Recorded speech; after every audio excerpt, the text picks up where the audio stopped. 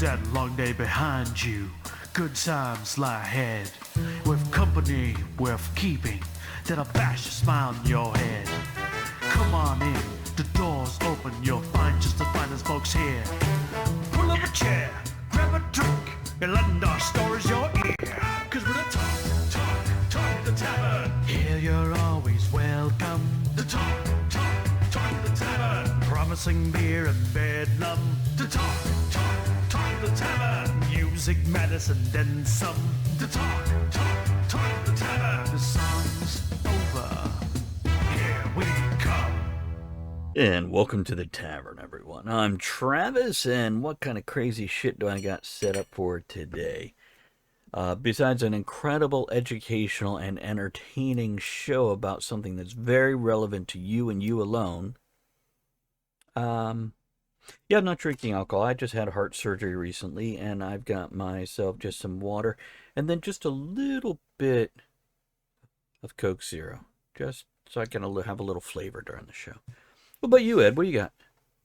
I am drinking a lovely Rosie from shameless plug here, Chester Gap Cellars here in the beautiful Blue Ridge Mountains of Virginia. And I'm chasing that down with some smoked tuna. I have to say, when you started the song, I had to fight back the urge to start singing, "Get up, get on up." But anyway, how about you, Kevin? I am working earlier tomorrow than I normally am when we do the show, so I'm also alcohol-free tonight, so I am drinking 7-Up. Gosh, Do we all have the little teeny cans? Show me your can there, Kevin. Is that like a 7-ounce can? I don't know, because I'm not American, so it's 330 ml to you, Travis. No, nothing is mill to me, but except for my ammunition. It's hand. I was going to say it's hand size. Yeah, My yeah. hand, so it looks like a miniature can. So yeah, we're all like having the little teeny cans of soda. 11 fluid ounces? No. Kevin's got big hands. That's got to be smaller than. Is that 11 ounces? Maybe it is. Maybe that's a real size. I don't fucking know. That's 16 fucking ounces, man. Kevin's hands are huge. Okay, let's talk. Oh wait, we got an opening toast, don't we? I don't know. I can come up with something. Anybody got some a good toast, or shall I? Go ahead. Okay, I shall. Sorry, the Miller commercial from the 80s. Hey, here's a good times. Tonight is kind of special. No, here's to you guys. Thanks for hanging out. Appreciate that. To that. And that was Lauren Brown. Thank you. So sorry. Isn't that a Miller company?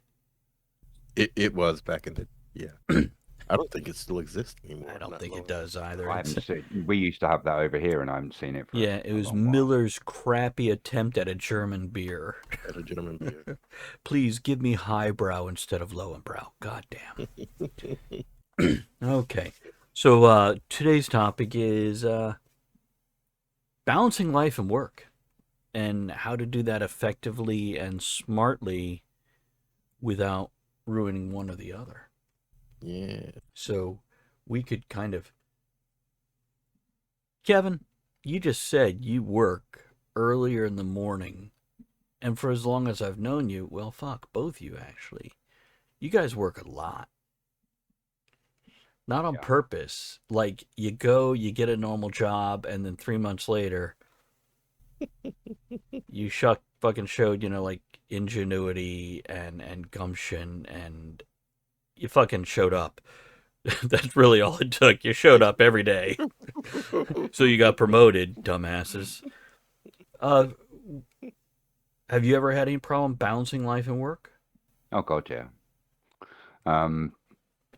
Yeah, this time of year it's not so bad for me. I'm down to what most people would regard as, I suppose, a normal working week, about 45-ish hours, give or take a few here and there, depending on the week.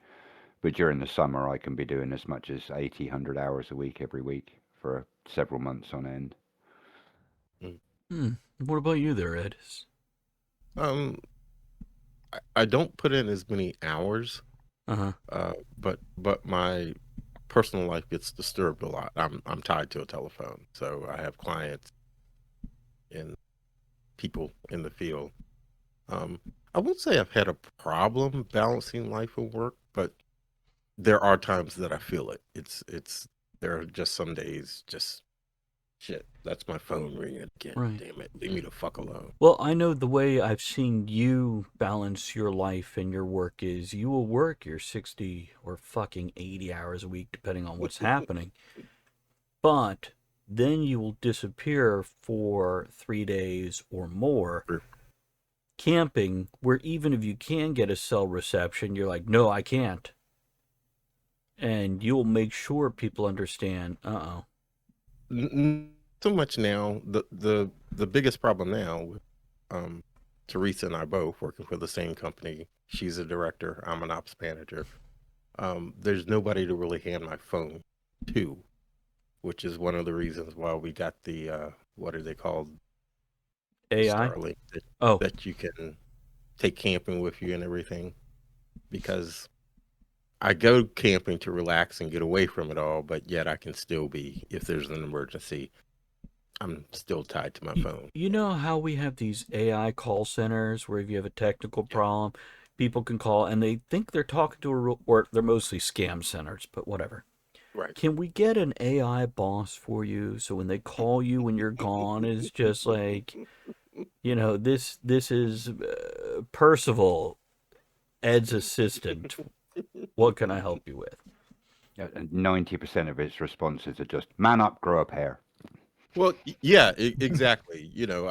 I can usually tell my site leads, hey, I'm going to be camping the next 3 or 4 days or something. So unless it's emergency, leave me the fuck alone. Okay. Don't call me because somebody, I don't know, tripped. Okay. Just leave me the fuck alone. But they're still the client. You want to, I have to be available for the client if the client calls with the link. So yeah. So how do you carve this out when you find your work-life balance? So, by the way, has anybody ever had the problem where they have too much free time and me time and not Oh, hell enough no. work time? I don't think anybody's ever going to say yes as the straightforward answer to that. But I would say I've definitely had, because of the amount of hours I work, if I then have, say, a week's holiday that I've had booked, I will not unwind and get into holiday mode until day 3 of that week. Mm, Mhm. Because you become programmed, don't you? You're so used to brain is switched on and thinking about work the moment you're Yeah. awake. You think about work all day. You come home Yeah. and while you're having your dinner, you're thinking about work. And you can't just flick a switch and turn that off just because you don't have to go into work. So Yeah. even if no one is calling me like they might be with Ed, and they do, but even if you don't get disturbed by work, yes, there can be such a thing as too much time because you lose all of the routine that you've got used to, and it can actually make it harder for you to structure doing things with your downtime God, I hate because that you're answer, used. Kevin. I want to apologize to you that you actually have had. Because, the tough sorry, no, Travis, go go on, ahead. Ed. You finish and I'll go. The tough thing for us is, as I mentioned, Teresa and I work for the same company.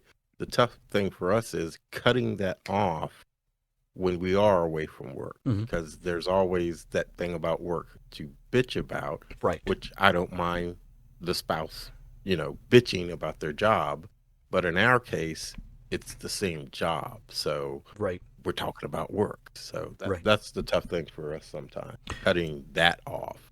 See, I've done things differently than you guys. I have been in the situation where I'm working 60, 80 hours a week, 2, 3 jobs, or one job with an hour and a half one-way commute. So 3 hours total, turning a 10-hour day into a 13 or 14-hour day. And so on. Numbers. Rookie numbers? Nothing. Is that what you said? Yeah.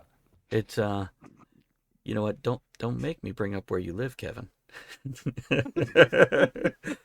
But my point is, it got to a point where I went into business for myself. Now, then working 60 hours felt different than when working for somebody else. Mhm. And then I moved out in the country and couldn't do that job anymore. So I had to get somebody else as my boss job again.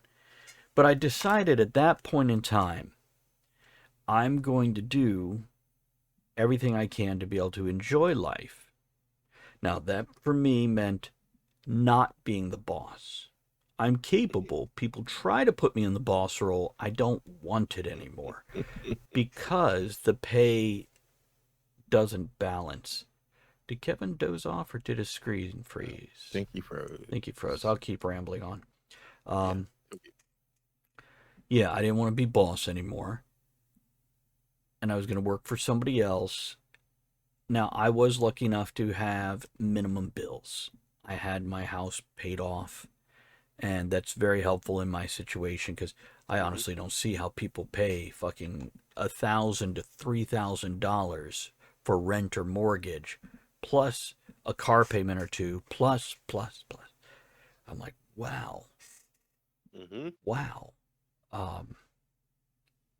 But I built my life where I am working less hours. And now, with my wife, Andrea, we work in the same job, the same place. Right. And it's kind of fucking awesome.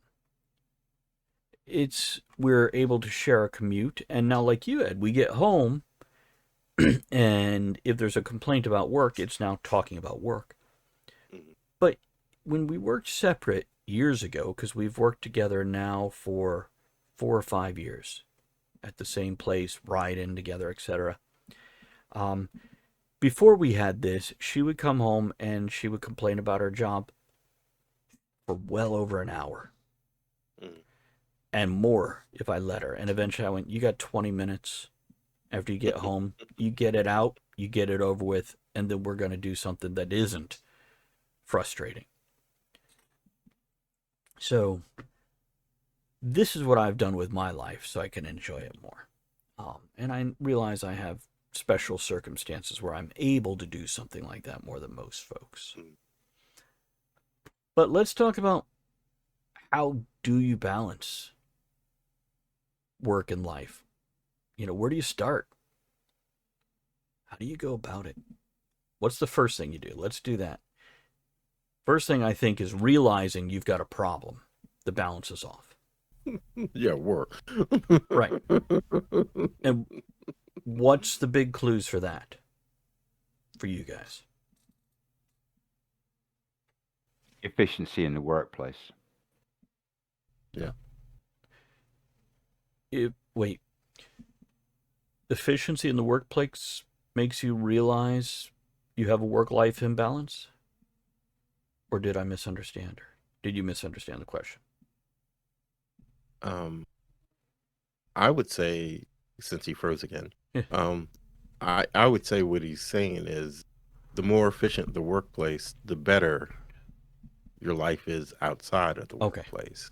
And I would have to agree with that totally, because that's probably what we talk about the most outside of work. Is that something you guys can control in your jobs, though? Not necessarily. I Right. mean, when you're dealing, especially when you're dealing with things on a corporate level. So, yeah, it's not really anything we can control. And our biggest frustration on the job is not what we're dealing with our people on the local level. It's usually waiting on corporate to do something that we need Right. them to do. That's our biggest frustration in the job. And I'll probably be terminated after this show. But anyway. Welcome back, Kevin. Thank you. It's to catch you up. Basically, I said, how do you recognize that you have a work-life imbalance? And you said efficiency in the job. So I was asking for some clarification because I wasn't sure if I don't understand your answer or if you misunderstood the question. Ed then said he believes you were saying if things are efficient at work, the better your life balance. Yeah, both ways. I mean, that's absolutely right. More to the point, I think when you were saying, how do you recognize that there's an imbalance there? If I've got a job that I've been able to do perfectly successfully for months on end, and then all of a sudden I'm finding that job difficult, or I'm beginning to get that feeling where I'm dreading going into work, or just operationally something's off about me being as efficient as I normally am, that's normally a sign to me I've not prioritized my own downtime away from work enough.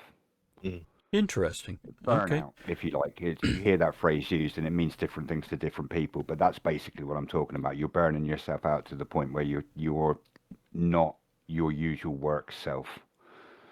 Okay. So once you've recognized it's a problem, and by the way I usually recognized it is not only burnout, but the people around you in your life. And you'll realize whether it's friends, family, spouses, children, whatever, you'll realize they're drifting away or they seem angry with you with no real reason, like they don't even know they're angry with you, but they're treating you a little more shitty because they're not getting what they need. So these could be signs that your work is taking up more time. So I think the first step once you realize you have a problem is figuring out your priorities. Not getting them straight, just figuring them out and knowing what's fucking important to you. Because if you're miserable at home, maybe going to the job is a better idea. But if you're miserable at home, my answer is always you need a different fucking home or you got to fix some shit. What were you saying, Ed? Signs for me. Sorry. No, go Kev. I just saying I've done that too. I used to work, not in this marriage, but previous all the time because I was just miserable at home. So hey, might as well go to work, make some money. I was just going to say one of the first signs for me is that my bullshit filter starts failing. Because I work in a job where no matter what the customer says to me, I am Mr. Pleasant, Mr. Hospitable, you know.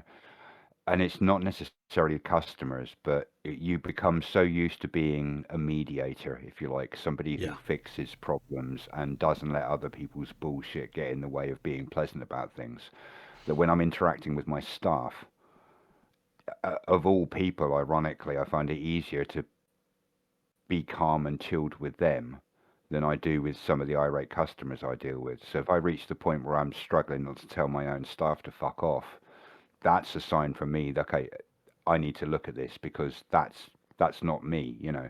Normally I'm an abuse sponge.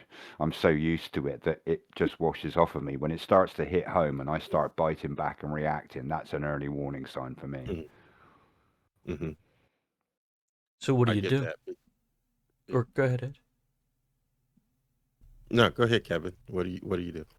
Okay, so first thing you've already mentioned, which is a bit like being an alcoholic, you can't fix a problem till you know you have a problem. Right. So it's like I just said about that. That's a key trigger for me, and over the years I've realised that. And so when that starts to happen, that's kind of a spur for me, if you like, to go right. Hang on, I need to take 5 here and look at what's been going on recently. Sometimes you're so in the trench, dealing with work or whatever your other issues might be, you're lacking that perspective to step back and look at your life as a bigger picture and realize where the problem has started. So realizing it's going on is the first problem, and then the first step to the solution is boundaries. On my day off, my next day off, I will not catch up on emails. I will not finish off that thing from work that's been bugging me that I really want to do. I am going to take my camera bag and disappear into the woods for 8 hours. I am going to go and watch a movie. I am whatever it is you're going to do. You set a boundary, and you have to police yourself over it. No one else is going to do it for you. It's the easiest thing in the world. If you care about your job, this is a big factor as well. The more you care about your job, the harder it is to put it down and walk away from it. Mm-hmm. And Truth. you have to be firm with yourself sometimes. You have to police yourself and say, no, I am making a rule for myself now that I will not do anything to do with work on this day. Or this hour, because Yeah. that is one thing that my wife is guilty of. I love her, but um, if there's an incident on one of our sites, we get emails with the incident reports in them. Okay.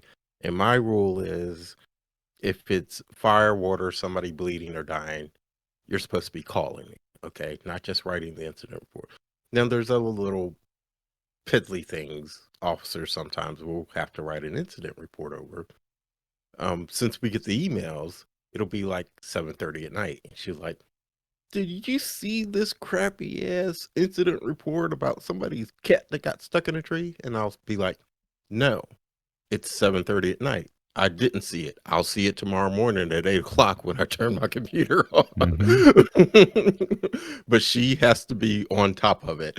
And it's like, put that phone down, leave it alone, walk away. If it's an emergency, somebody will call us. Okay. But yeah. When I first started this current job,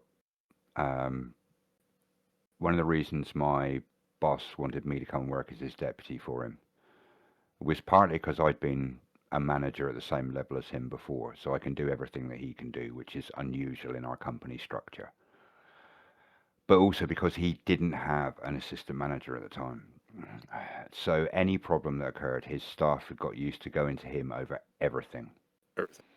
And I mean everything, from a major disaster to, have you got any idea if we've got any more napkins anywhere?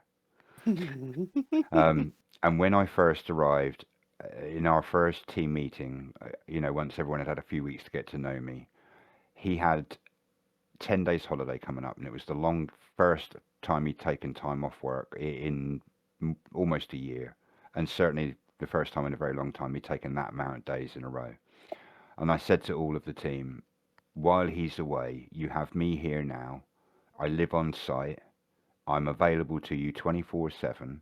Anything that happens, no matter what it is, you come to me. You don't bother him. He needs this time away from work. He's approaching burnout. You've all seen him looking tired. Give the guy a break. I'm here now. I'll fix it. It lasted 4 hours on day one before someone rang him. What did they ring him about? It was some absolute bullshit to do with the rotor that I could have fixed if they'd just come to me. And did fix, because he messaged me and went, tell XYZ, A, they weren't listening very well in the meeting, B, he's a dickhead, and C, go fix it for him. And I messaged him back three minutes later and went, all fixed, Done. not messaging it again, don't call me. There we go. So you guys are mentioning boundaries. It sounds like you were both kind of saying you, more often than not, are the biggest problem with your own balance. That you get in your own way, and you have to, because Kevin, you're mentioning like boundaries and stuff, and you're like, and Ed, you're like, you've got to make yourself put your phone down. And No, I was talking about my wife. I know, but still, she has to make herself put her phone down. So here's an interesting point to make on that. Yes, sometimes, but there are other factors in play as well. And one of the biggest is ease of communication these days. Right. When I first started working, no one in their right mind would have picked up a telephone and rung the boss on his day off. Right. Now we have fucking WhatsApp groups.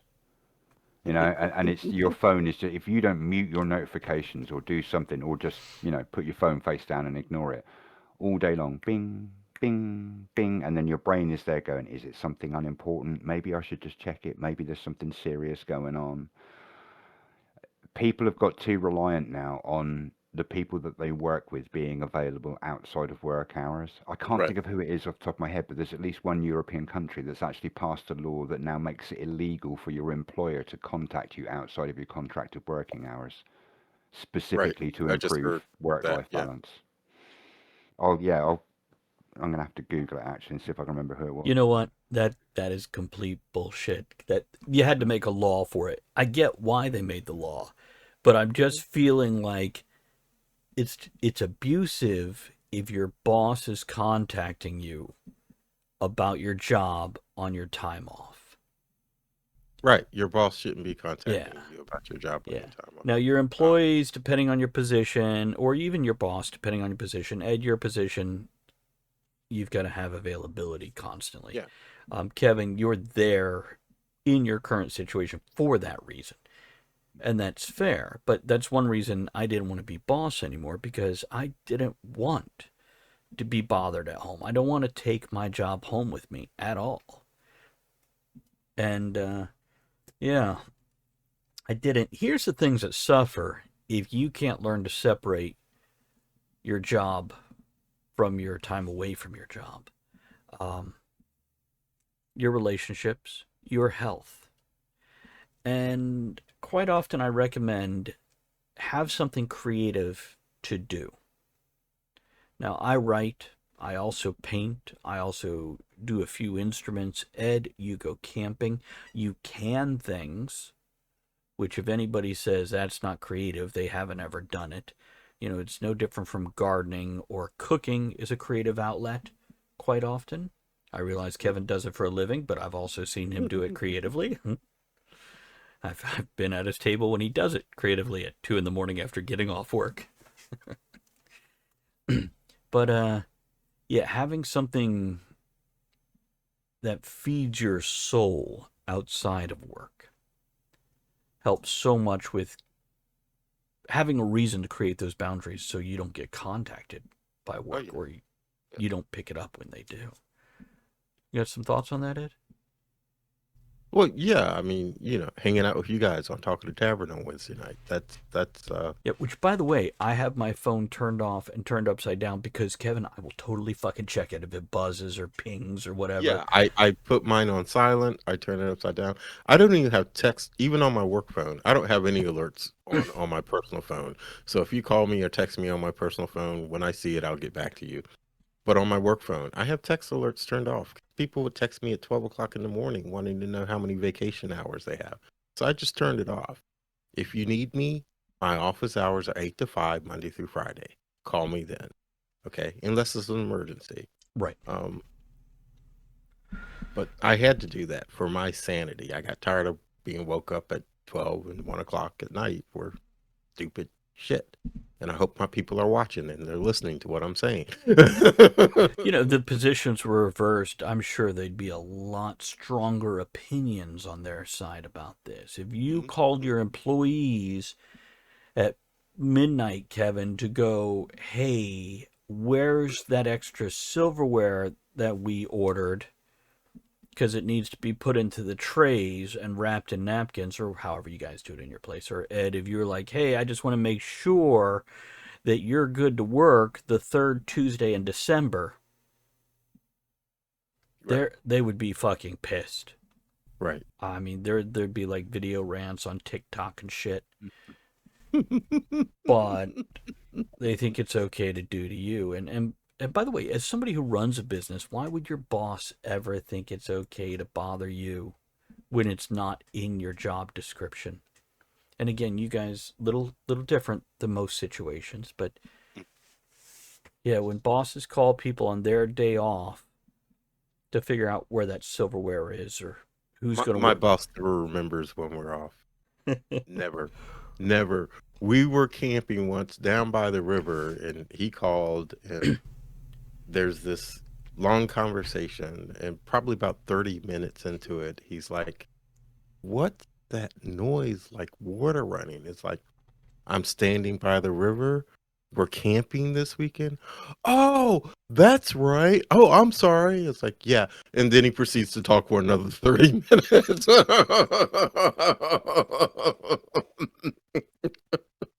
But hey, he's old. Hey. According to some people, you and I are old, but we're not doing that shit. Kev? The question, why would your boss think it's acceptable to call you outside of your working hours, leads to another question, which is, do you have a boss or do you have a manager? Because if you're just the guy in charge, you might not get it. If you're a manager with lots of management experience, you totally get why you shouldn't do that. Partly because you've been in that position yourself. You're used to how it impacts your life outside of work from personal experience. But also because if you've got any kind of management qualifications, if you've ever done an academic course in management of any kind, and I can't speak for Americans, but certainly in this country, any kind of management, one of the first things they teach you, and I don't know if this rings bells with either of you, is Maslow's hierarchy of needs. Either of you ever heard of that? You know what it is? Yeah, food, sex, shelter. Pretty much. That's the very simplified version, yeah. So basically, the concept is a pyramid. That's how it's normally displayed graphically. Your base needs are at the bottom.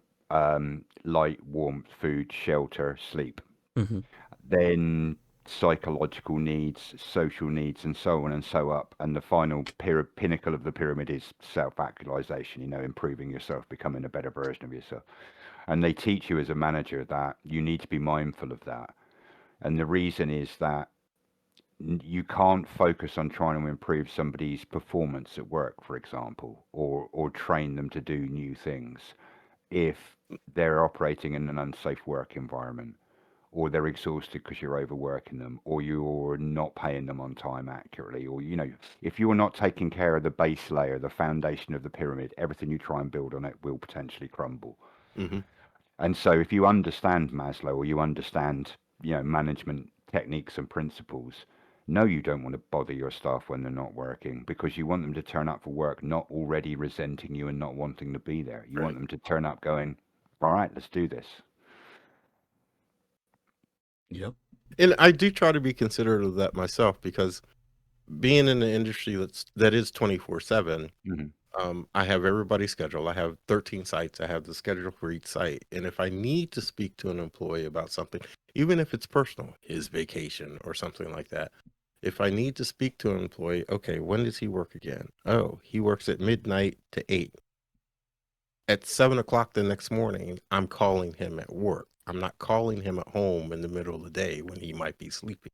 Yeah. I try to be mindful of that myself, and I would hope they give me that respect and kind back, but not always. The European country, by the way, that brought laws in a little while back about what they call right to disconnect, which is what we're talking about, was France. Unsurprisingly.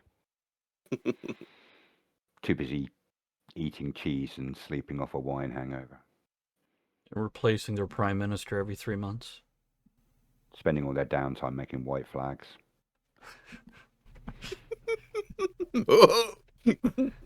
That's one of my favourite jokes of all time, is the stars and stripes that was planted during the moon landing will, due to solar radiation, have been bleached white long ago, so now it looks like the French were there first. Okay. So, we've been at this a half hour. Let's see if we can solve the world's problems here. We can. We can or can't? We can. Okay. I like that attitude. First, recognize you got an issue. Second, set some boundaries for yourself and for others, and then sticking with them. And this isn't just a one-time thing. It's not a one and done. It's fixed. This has to be an ongoing process of communication, reminding people, because they're going to forget. Those bosses might not call you for the first 2 weeks, but then you're camping, you're going to have an hour-long conversation. And so how do you keep it going? I think one of the things you really need to do, from personal experience anyway, is consider what you're actually doing with your downtime. Mm-hmm. You need to break the mold, and by that I mean you need to do something that is not similar to what you do for work. For anyone listening who hasn't tuned in, knows nothing about me, I'm a hospitality manager. I could go out with my friends for a meal on my day off, but it wouldn't be my first choice, because I'm going into a restaurant environment. I'm sat there watching the servers. Is that table being cleared? That table's had glasses on it for the last 10 minutes. Why is no one clearing it? How long is that food going to be? They're understaffed on the bar. Should I go and pull a few pints for them? I'm off work. I'm relaxing with friends, but I'm not disassociating. It triggers your work instincts. Yeah. So you need to be mindful that you have, whether it's your hobbies, your activities, the locations you spend your downtime in, you need to be mindful to create separation between rest and work. Give Ed a second. He's checking his work phone. Well, no, I was writing something down because, okay. Go on. Kevin said something that sparked a memory. I used to work for a guy. He was a leather craftsman, and he was very good at being a leather craftsman. When I started working for him, I knew him outside of work, before work. Travis, you know exactly who I'm talking about. I've got some of his stuff. Great work. Yeah. And when I started working for him, his thing was woodworking. and he was extremely good at woodworking as well. And I was like, Bill, why don't you sell this? He's like, because I don't want this to become my job. The leather crafting can be my job. This is my hobby. This is my release. Yeah, and it makes sense. Even though it's similar in the sense that he's crafting something with his hands and he learned a skill set for it. It's different enough. Kevin, you mentioned going out with your camera bag and heading to the beach instead of a restaurant.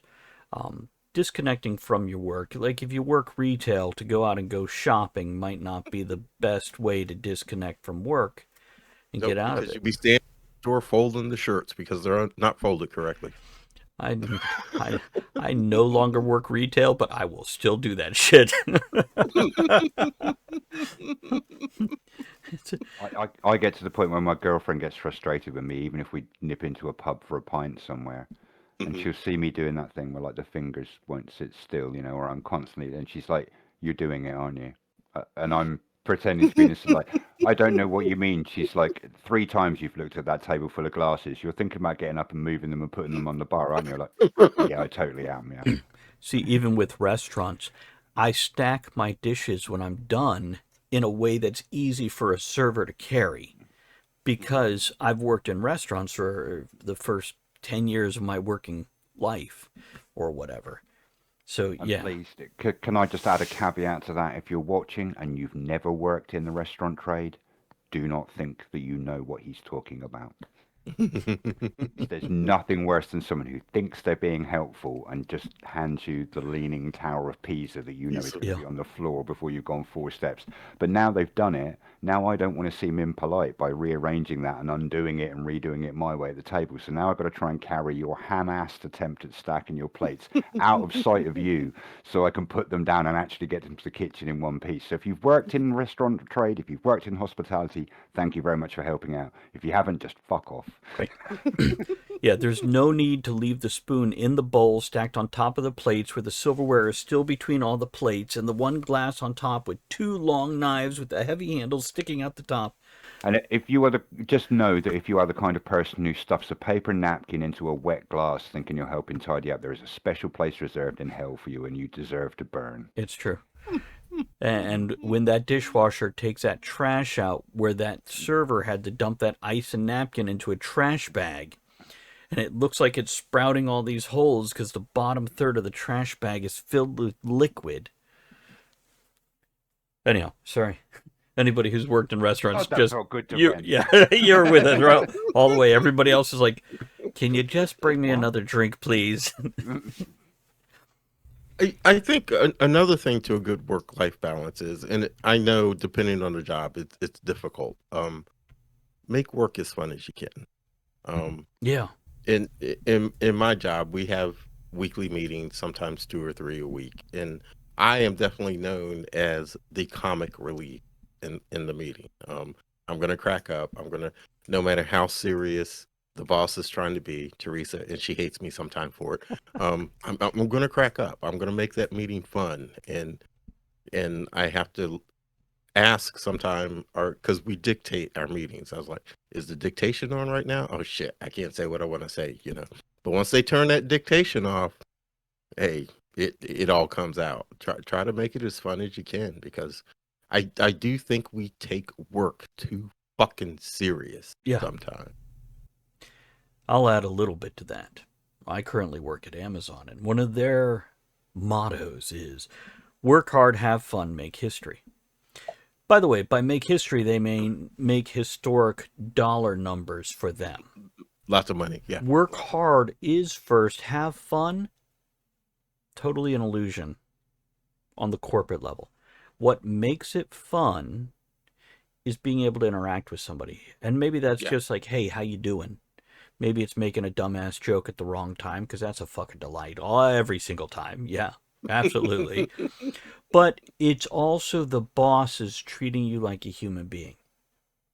And as a boss, I know there's different types of human beings. There's that suck up that's always going to try to get something extra because they sat there licking your elbow for 20 minutes while you walked away from them.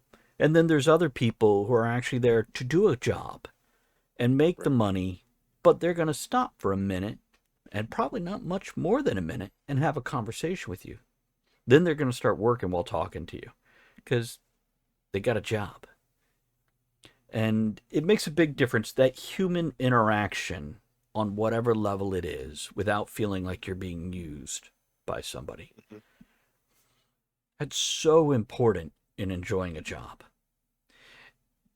It makes you, and by the way, things I want to say is the things that make you, how do I want to put this?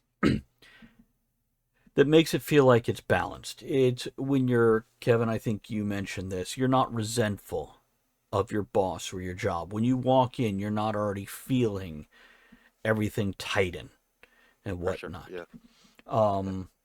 You're not in constant pain from your job, which if you are, sometimes it's the job's fault. Other times it is your own fault. Because if you have a job where you bend and lift and pick, if you're not bending and lifting the right way, you will hurt yourself. Maybe not in a month, maybe not in 10 years, but eventually that shit adds up and it gets to you. You might end up having a heart attack at 42. Yeah. Yeah. Spoiler alert, that's Kevin. But apparently, within 10 years of you, Kevin, I had a stroke that I didn't know about, and now I've got stents in my heart. Which, by the way, I didn't live that rough of a life, and I didn't party that hard. I'm like, what the hell? Besides genetics, because there's some genetics at play here. What the hell did I do that brought this on? So I'll just you've say... had your share of worries. But of what? Worries. You've had your share of worries. Oh, stress. I'm a big stress guy. I'm all about the stress. Yeah. Cholesterol. Yeah. Cholesterol, diet, blood pressure, you name it. A million different factors. That's where I was headed there, Kevin. Talk about the cholesterol. And this is just a real, honest, basic life tip for folks, especially if you're in your 20s or 30s. Do it now. Cook fresh. Whenever you can. Yeah. However you can. Doesn't have to be complicated. Doesn't have to be pretty. Just avoid the stuff that's pre-made. They say ultra-processed food, but let me break it down for you. Cook fresh. Cook fresh. And watch your portions. That's that. It's that simple. Right. So knowing your life is balanced, it's... Even at Amazon, me or my wife, both of us will have days where it's just hard to go in. Like, oh, absolutely. Really hard. It's not hard getting out of bed. It's not hard moving around the house and doing things. It's hard leaving the house. And that's a sign of a bigger problem. And sometimes it's fixable on the work side, sometimes it's on your side. But the only thing you can control is what's on your side. You can't fix the problems with a mega corporation or hell, even a mom and pop shop that you're working at. I don't care if you are the manager, the owner's above you, and 60% of the time they're not going to take your advice or information and act on it. Right. So it's a matter of finding what you need and implementing it for yourself, by yourself. You guys got some stuff to add on top of this? Yeah, that's a very good point. I mean, one of the things, what do they call it? The serenity prayer. Yeah. Lord, give me the strength to accept the things I cannot change and change the things that I can. I do, not I'm super religious or anything like that, no. But I do try to live by that. Okay, I can't fix that. So let's just not concentrate on that. I can fix this. So let me put my energy into this. Right. That's one of the things I try to live by, and it makes work a whole lot easier. I'm not saying I don't have my days like you just described. I don't want to people today. Yeah, even going to the grocery store can be... Yeah. Now, I'll work 6 hours in my damn yard, but you want me to go to Walmart for a half hour? Oh, Yep. that's a little much. Kevin, what did you want to add to this? Something quite similar. One of my old bosses, quite a while back now, made a major change in how I approach work that helps me. Where he said to me, anytime something frustrates you, that something comes up that you see as a problem at work, is that a problem because it's something that can and should be fixed and it hasn't been yet? Or is Hmm. it a problem because you think it should be fixed because it's not how you do it, but it's beyond Hmm. your control? If it's the first one, get the fuck on and fix it. If it's the second one, stop giving a fuck. Yeah. Like you said, you can't change a faceless corporation. Not Right. as one man. Not unless you happen to sit on the board of directors. If you can't change it, why are you worrying about it? It Yeah. is Don't what worry it about is. it. Yeah. Yep. Either learn to live with it or leave your job. Yeah. Yep. That's it. That sounds harsh, but that's the But absolute it's rock bottom true. truth of it is. Right. A quick example, a real world example. When I'm working at Amazon, I'm at a station. It's like a 6 foot long table. It's got folded collapsed boxes up top and underneath it. And you're constantly grabbing these boxes and forming them to ship things out in. The things below, they're tall boxes because the counter is, 3.5, 40 inches tall, whatever, 3.5 feet. And you can reach down and grab a box with barely bending, just, a 20-degree angle. But you do this all day and your lower back is going to hurt when you go home. Now, you can complain that the stations are too short, but keep in mind what your height is. Kevin, your height, you're 6'11", yeah? 6'8". I'm sorry, I put your platform shoes on because you look so cute in them. And then you're working next to this other woman who's 5'1". So that station has to be at a median that everybody could work at. And here's what I found. Well, yeah, it's like the kitchen counters where you're working. That's a good example. That's something I was going to say. I've still got lower back pain now from Right. 20 plus years as working as a chef because I'm tall and nearly all kitchen surfaces are made to a standard uniform Right. height, and that height is about 3.5 to 4 inches below where I would naturally have Right. my arms Right. held when I'm chopping. So I'm ever so slightly stooped Right. all day, which you don't notice until 11 o'clock when you finally go like that for the first time and your back screams at you. With these boxes, instead of getting the corporation to change, instead of leaning that 20 degrees forward that we were just both discussing in different situations, I would do a little teeny mini squat. Not like squat all the way down onto your heels, but just to lower myself 3-4 inches instead of bending forward 3-4 inches. Hmm. 80% of the back pain disappeared. So not all of it. So there's probably some things that could be done besides that. Hmm. Also, fun fact, I had my shoes on too tight. I tied my shoes too tight and it was causing foot pain. Yeah, I'm so used to tying them firm. Ed, military for you. Kevin, kitchen work. You don't Yes. have fucking loose shoes in kitchens. Yeah. And so I always had tight shoes, and I've got them so like literally at any point in time I could just lift my foot out of my shoe, and most of my foot pain has gone away. And that's with insults, but anyhow, neither here nor there. We got more on this topic, or we want to raise a glass and wrap it up? We can wrap it up, I think. Yeah, I think so. Any closing thoughts or anything to look at in the future once they've reached the point of realizing what the shit is? Well, don't forget, find what you like outside of work, as you mentioned at the beginning of the show. And one of the things that they used to say about my unit when I was in the National Guard, those boys work hard, but damn, they play hard. Play hard, whatever it is. If it's drinking, partying, if it's woodworking, no matter what it is, when you get that time to yourself, go at it just as hard or harder as you do at work. Good general life advice. Kevin? Yeah. Don't be afraid to stop and take stock of something that you've been used to doing for a long time. Yeah. Because we go in, a lot of us, unless you move around a lot for one reason or another, and I don't mean geographically, I mean work-wise, we've all been going into work doing the same job for the same days, week in, week out, year in, year out. You think you know it. Don't be afraid every now and then to deliberately find time for yourself. Like I said earlier, to step outside the problem and look at it with a fresh pair of eyes. Am I still happy with the thing I was happy with a year ago, or do I just think I am because I've been so used to that's how it is? It's easy to get tunnel vision sometimes. Oh yeah. Yeah. Okay, let's wrap this up with a closing toast. Hey, folks, enjoy life. That's what we're here for. So you work hard, but play hard too. Cheers.